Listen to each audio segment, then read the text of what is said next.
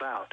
Now, Judge John Roll said, and that's also quoted in my little booklet that I have here in my hand, The Victory for State Sovereignty, he said, Mack is thus forced to choose between keeping his oath or obeying the act, subjecting himself to possible sanctions. Well, my question is to every peace officer and sheriff in this country, when you are forced by the federal government and the lawmakers around you to choose between your oath or following laws and statutes, which one are you going to do? Are you going to side with the people and freedom, or are you going to continue to acquiesce and follow the... Well, the founders had us swear to this oath because they wanted to point out this is the real law. This is the power. This is the America. Exactly. This is the republic. Not what some flim-flammer comes along later with them. And that's what Thomas Jefferson, George Washington said over and over again. You got to stick to this, not what lawyers come and invent later or what they try to twist out of it. That's exactly correct. And this is all foundational. It's all fundamental. And the first page of my book, I'm glad you talked about Thomas Jefferson, because I quote him on the very first page of my book. And he says, when all government shall be drawn to Washington as the center of all power, it will render powerless the checks provided and become as venal and oppressive as the government from which we separated. The question is, Alex, to whom can your people turn? The people in Austin, Texas, or the people in southern Arizona, or the people throughout this country, who can they turn to for peace, safety, and protection when government from Washington, D.C. has become venal and oppressive? And the answer is your county sheriff and your local officials. All right, well, let's describe the true role of the sheriff, because people have never been taught this. I mean, versus what's happening all over the country where the feds come in and will put tens of millions of dollars in and buy off sheriffs and counties to get the city to absorb the county when the county is the unit of the state. I mean, this is treason. I keep using that word. They know exactly what they're... This is federal conquest of the states in a very sneaky way. Well, my case even addresses that, and Scalia brings up the issue of compromising local authority in order to take federal grants and federal money. The federal government is very wise. Let's not pretend anything here. This plan of attack to destroy state sovereignty and local autonomy and the power of the counties has been an orchestrated event. They've even voted sheriffs out in Connecticut. There are no more sheriffs in Connecticut. Massachusetts is trying to do the same thing. Ohio now has one county where the sheriff is no longer elected but appointed.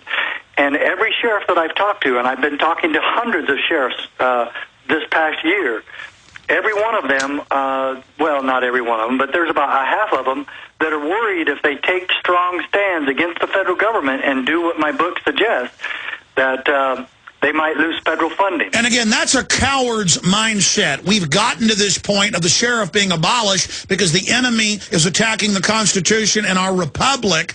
And instead of saying, oh, I better cower, you know, for the 5 years or whatever you're in, you ought to think about your kids and grandkids, and you should get up there and stand up. I mean, how do we come from the toughest, roughest, smartest people to a bunch of castrated cowards? I tell you, those sheriffs are pathetic.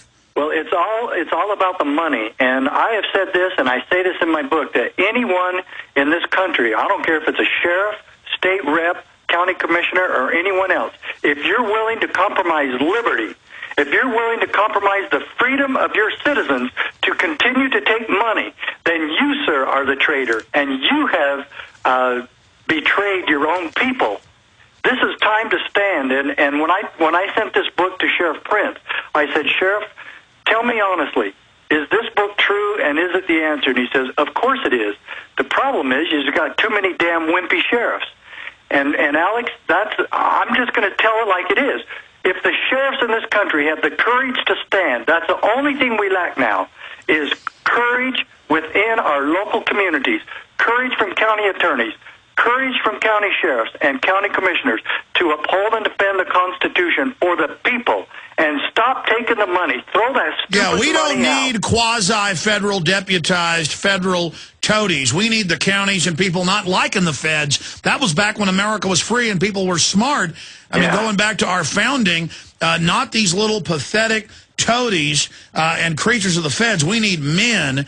We need strong leaders who are loved in their communities to bring back true peace officers, not these law enforcement lackeys who desecrate the Constitution and enforce all this made-up crud. Now, I want to bring up the subject here with you while we've got you, Sheriff Mack. We'll have you back soon. But I want to read to you from Encyclopedia Britannica, and it's the same thing in the definition, Wikipedia, they've all got it. High treason, the definition of high treason: participating in a war against one's country, attempting to overthrow its government, spying on its military, its diplomats, or its secret services for a hostile and foreign power, or attempting to kill its head of state, and it goes on, are the best known types. Now, the most classic archetypal is enemies inside the gates, who are traitors, opening the drawbridge to let the enemy in. Now, we've got the states 80 to 100 miles, a third of Arizona, where you were a sheriff, has imploded. Sheriff Babbo is begging for help. There's death threats. They've killed thousands of law enforcement,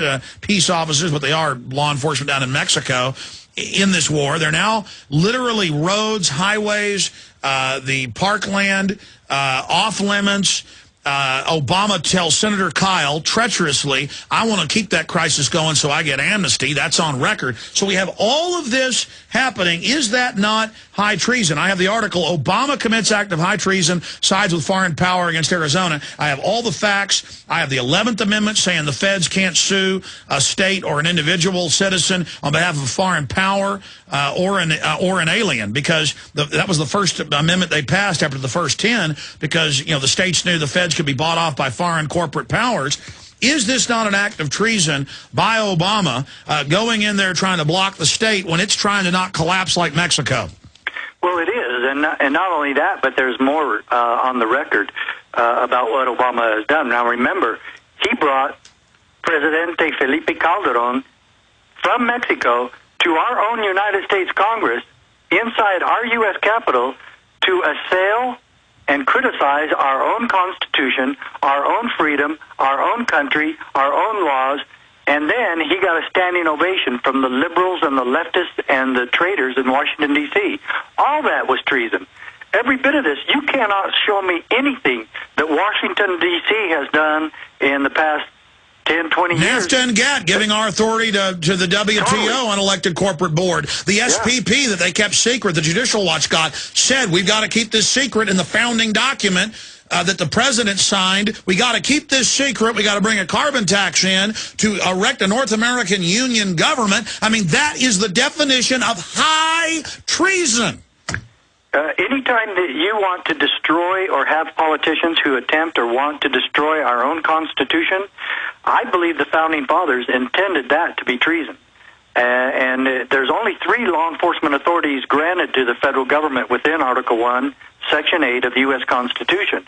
It's counterfeiting, felonies committed on the high seas, and treason. Now, if the FBI would investigate treason in this country, they would never get out of Washington, D.C. for the next 10 years. And that would be one time I would tell them they probably need more manpower, because the treason going on in Washington, D.C. right now is absolutely phenomenal. And it is treason. And, you know, going back to what's happening, instead of the traitors and the treasonous vermin bought and paid for by this global New World Order corporate takeover, and that's what it is, instead, we've got the MIAC Homeland Security reports that good peace officers sent us, where the government is not doing, that's a facade that they're worried about turbaned Arabs. I mean, that is literally just to get us to give our rights up. 90+% of it, they are behind the scenes like roaches in a cheap motel, spending all their time hating veterans, conservatives, libertarians, gun owners, Ron Paul, myself, you. I mean, they are just doing nothing but trying to brainwash police and sheriff's departments that we are the devil. I mean, that really shows you who these people are. We're saying we want America back, and they're saying if you got a portrait of John Wayne in your house, you're a terrorist. Yeah, and the Southern Poverty Law Center, I've been fighting them ever since I filed my lawsuit back in 1994. Yeah, they're writing those reports. And, oh, gosh, and these guys are absolutely out of control. They are the acorn of politics in America. Acorn being also a branch of the treason from the federal government. But Southern Poverty Law Center is just like Acorn. They get a lot of money from the federal government to lie and to do just the opposite of protecting our Constitution. They want to destroy our Constitution, and I'm proud to be listed with you and other patriots of this country. I'm number 18 on that list, and I'm very proud to stand with you and Ron Paul and Chuck Baldwin and Joe Bannister and others, Stuart Rhodes of Oath Keepers, and I'm proud to be on the board of directors of Oath Keepers. And this is all boiling down to whether or not the peace officers in this country, the sheriffs of this country, will do one thing, and that is to uphold and defend their oath of office, to uphold and defend the Constitution. God bless you. Absolutely. Our names are on that John Hancock. They're on that Constitution. That's an enemy warrant against us by these traitors, and they are traitors. We'll be right back with Sheriff Mack.